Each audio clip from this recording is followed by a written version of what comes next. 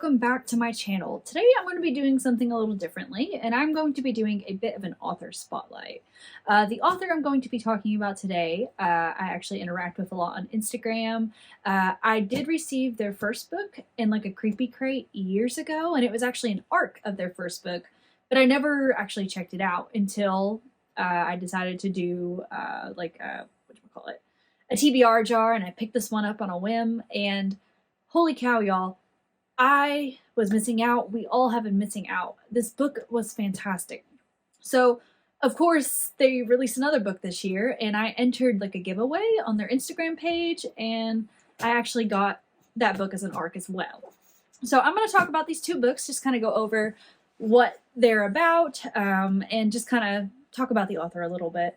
So without further ado, let's get going. So the very first book I'm going to talk about is The Ghost of Thornwald Place. And this is by Helen Power. So both of these books are by Helen Power. This book is such an original take on like a murder mystery and a haunting. So we see our main character. She's been hiding out in this apartment building for several months to a year now because something horrible happened at her house, and something bad happened to her husband. It was just a whole like escalating events. So she's been kind of like, she was in the witness protection program basically and got moved to a new place, kind of went under a different name, and nobody from her previous life knew about her.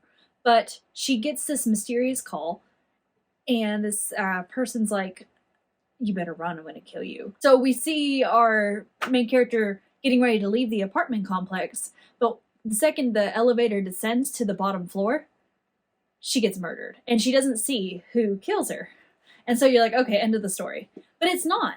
Her ghost, like she actually comes back as a ghost, and she basically haunts this elevator. So anytime somebody goes up a floor, she has to travel with them. So wherever the elevator goes, she has to go. And it's really cool because we get to dive into the lives of everybody in this apartment building. She gets to go into their apartments and see the secrets that they're hiding behind closed doors. Meanwhile, she's also trying to figure out who killed her. And it's such an amazing book. There's like 400 pages. This was just a trip. And plus, you know what else I love? There's chapter art at the beginning of each chapter. But I really, really, really, really recommend this book. I gave it 5 stars, and I couldn't believe I hadn't read it sooner. So seriously, if you're looking for a book that's going to take you out of reality for a little while and invite you in to stay, this is that book. This book was just fantastic, and I just want to shout it to the rooftops and spread love for it everywhere. That this book is fantastic and you need to read it. So this is The Ghost of Thornwald Place. Get it on your Kindle, get it on Amazon, get it at Barnes & Nobles, get it at whatever bookstore works for you. But seriously, you need to read it. I need to do this as like a book club book just so I can raise awareness for it. So the other book by this author just came out this October, so it's fresh off the market, came out like maybe a week ago, and that is Phantom, also by Helen Power. So this book is really cool as well. I will say I love The Ghost of Thornwald Place more, but that's just because it holds a special spot in my heart, and I really, really, really loved the plot of that book. It was such a fascinating tale. But this book focuses on a woman, and she kind of has a rough go at life. She basically just lost her job.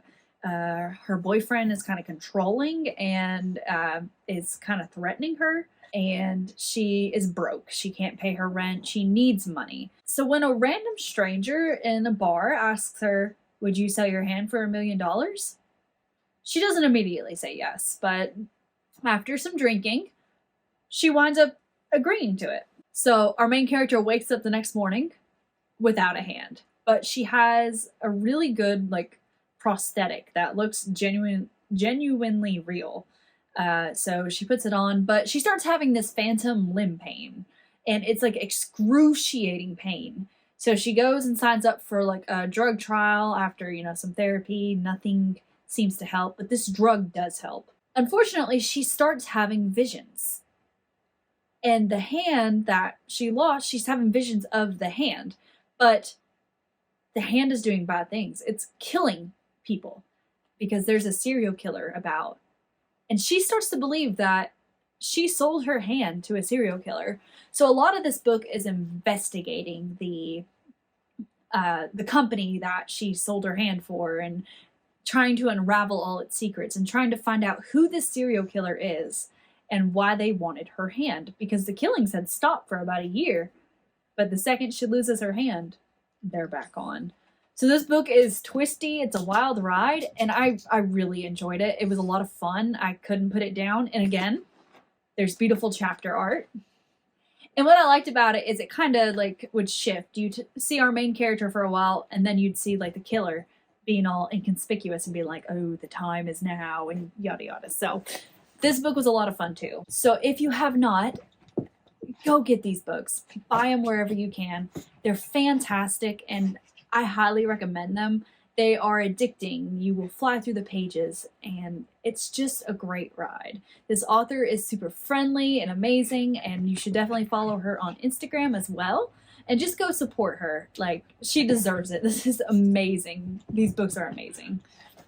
So I hope I have convinced you to read some books. If I have not, go follow me on Instagram and maybe watch my reels about them, and maybe I'll convince you again. But I really hope you enjoyed this video. Don't forget to like and subscribe, and don't forget to follow me on Instagram at pages_and_ash. Thank you for watching.